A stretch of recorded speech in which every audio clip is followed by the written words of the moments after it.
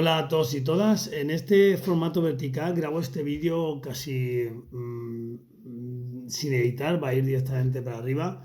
Y es que hace tiempo pedí yo a los compañeros y compañeras de trabajo social terapéutico o trabajo social clínico que me mandaran personas para poder hacerles una entrevista para dentro del canal que tengo yo para la parte del podcast del trabajo social clínico, el cual ya llevamos 10 capítulos, estoy hablando con más gente, a ver si podemos hacerlo.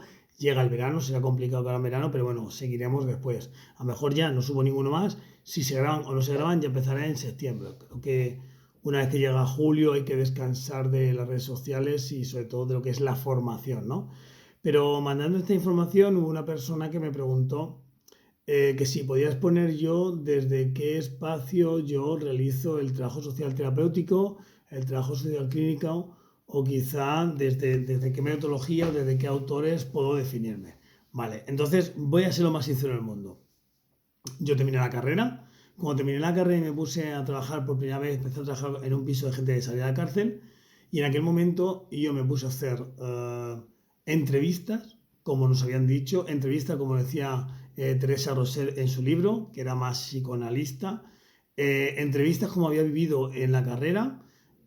Nosotros teníamos una profesora que nos enseñaba o nos decía hacer o nos hacía hacer entrevistas, preguntando a la gente qué tal le iba. Entrevistas donde lo más importante era la conversación y el diálogo, y sin tener nada a cambio, simplemente hacía entrevistas a las personas con las que trabajaba. Y a partir de ahí me daban informaciones y iba haciendo mis propios diagnósticos, sin tener una metodología clara de intervención. También es verdad que yo en aquel momento no estaba pensando que estaba haciendo terapia social, simplemente pensaba que era mi trabajo hacer entrevistas. Un centro de gente que salía de la cárcel donde había 8 personas y yo tenía que estar 8 horas diarias, con lo cual había muchísimo tiempo para estar mucho tiempo con ellos trabajando y sobre todo viendo los problemas que habían tenido en la vida, dónde la habían cagado, dónde habían tomado decisiones incorrectas, cuánto la habían cagado, cómo hacer ese proceso de invertir la forma de pensar, la forma de actuar y la forma de hacer, etcétera, etcétera, mientras gestionábamos el centro, hacíamos intervenciones o entrevistas dentro de la prisión, etcétera, etcétera, ¿no? Entonces, a partir de ahí, yo voy viendo la importancia que tiene. Las personas que están trabajando en el proyecto van viendo cómo yo hago esa intervención y les está gustando. Hablo de otros profesionales como de la psicología o de la educación social. Y además que, en cierto modo, se me daba bien, porque sí que es verdad que los chicos con los que trabajamos, chicos, yo tenía 24 años y ellos tenían 45 o por ahí, ¿no? Pero bueno, llamamos siempre chicos. Ellos conmigo se abrían bastante bien por la forma en que yo hacía la conversación con ellos. Era una conversación bastante amena. Al principio me costó, ¿vale? Al principio me senté en un despacho, tú allí, yo aquí, venga, vamos a hablar. Con el tiempo me enseñaron que no, que lo mejor era a veces en el salón, él en un sofá y yo en otro, no había nadie más, y estábamos ahí hablando y íbamos trabajando este tipo de cosas. Como digo, fue así con el tiempo. Seguí trabajando, dejé de trabajar para la entidad que trabajaba y empecé a trabajar en Cáritas para personas que estaban en situación de sin hogar, o sea, personas que vivían debajo de un puente, debajo de en una casa abandonada, directamente al aire libre. Y a partir de ahí también empezamos con el tema de las entrevistas y más. Y ese mismo año yo me formé o me fui a la universidad a hacer un curso en la universidad bastante grande que tenía que ver con coordinador de grupos de ayuda mutua. Pero dentro de esa coordinación de grupos de ayuda mutua había un día a la semana, los viernes, que dedicamos a la terapia, donde hacíamos terapia conjunta y terapia individual con un profesional que él se definía desde el humanismo, ¿no? Trabajaba más bien desde los sentimientos, de cómo la persona percibe su mundo, cómo siente su mundo y luego trabajamos todo. Y a partir de ahí yo fue cuando me fui más acercándome a tener una metodología sobre lo que yo estaba haciendo. Con el tiempo me di cuenta de que sí, que la carrera universitaria me había ayudado a coger muchos conceptos que luego yo aplicaba. De hecho, el tema de parafrasear para cuando hacemos el trabajo o la ideación, ¿no? O poner todo en connotación positiva para intentar darle una vuelta a veces al pensamiento que tenía la persona allí con nosotros. Con el tiempo fui leyendo bastante, fui a formaciones de la entrevista motivacional, fui a formaciones de la escucha activa, fui a formaciones ¿vale? De un montón de cosas que eran pequeñas formaciones de un día, de 2 días, de 8 horas, muchas de ellas dentro de la institución en la que yo trabajaba, que nos venía muy bien para seguir trabajando y avanzando en esto de la comprensión y el trabajo más terapéutico con las personas. Desde comprender, hice antropología, que eso también me dio una visión diferente para entender que los problemas de las personas a veces también tienen que ver con la sociedad y la costumbre y la cultura en la que están viviendo, y que a veces esa forma de pensar que pensamos que no se puede cambiar, no se cambia porque el 100% de la gente que vive alrededor piensa como ella. Entonces, que ella piense diferente a veces no va a cambiar, o sea, dentro de un contexto tan grande no va a cambiar, ¿no? Entonces habría que cambiar todo el pensamiento colectivo, ¿no? Bueno, pues a partir de ahí fui formándome, fui buscando formaciones por un lado, formaciones por otro, unas pequeñas, otras grandes, haciendo animación sociocultural, que me pareció interesante y me ayudó mucho también a hablar con ellos o cómo trabajar con ellos. No sé, es que ha habido tantas formaciones, he hecho desde mediación familiar, desde formación ocupacional, y en cada una de ellas iba aprendiendo cosas y herramientas que iba utilizando. Luego he leído bastante libros, el diagnóstico social de Mary Rimmon, la entrevista, el Case Work, libros que nos han ido dejando o que en la carrera me mandaron leer, no me los leí bien, luego he terminado leyéndome, el libro de, yo qué sé, del coaching, pero de Goleman, uno de los autores que crearon el coaching a partir del trabajo con el tenis y luego lo pasaron a lo empresarial, no a lo social, ¿vale? Lo pasaron a lo empresarial. Yo qué sé, a medio de tantos sitios he ido trabajando, libros como de Gregorio Luri, libros de, yo qué sé, no sé, muchos libros y de formaciones.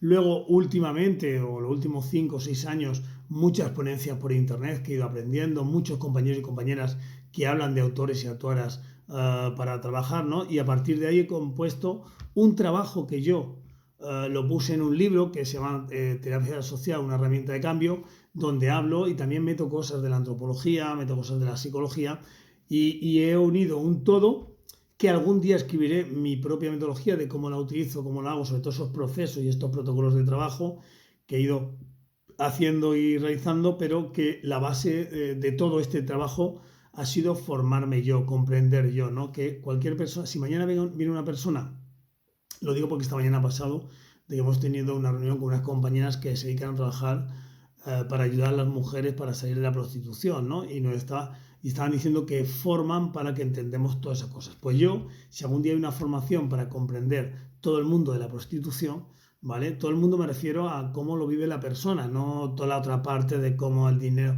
no, cómo la persona, cómo esa persona deja su país, viene aquí, allí tiene familiares, tiene que hacer una presencia, etcétera. Todas esas cosas me vendrán muy bien por si algún día yo en terapia miro a una persona con estas características concretas, yo tendré formación para poder entender o poder llegar a empatizar con lo que está pasando la otra persona para poder ofrecer un mejor servicio.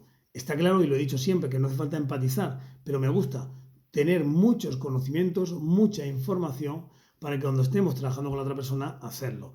Voy a trabajar con personas de droga. A mí me gusta conocer o ya me he formado o he trabajado con personas que han trabajado con drogas, con psicólogos, psiquiatras, trabajadores sociales, educadores sociales, que tienen una experiencia brutal y que muchos de ellos en ponencias te dan información que luego un día en una entrevista dices, anda, ¿cómo me acuerdo de aquello? ¿No? O sea, toda esta información que va entrando en nuestra cabeza nos va ayudando a que esté funcionando. Entonces, no me centro en un autor.